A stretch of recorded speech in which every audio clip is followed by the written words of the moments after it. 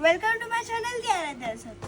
आणि आज मी बनवणार आहे खूप हेल्दी अँड न्यूट्रिशियस ज्यूस.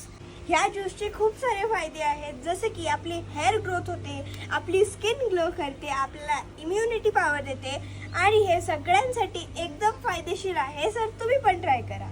चला तर मग सुरुवात करूया.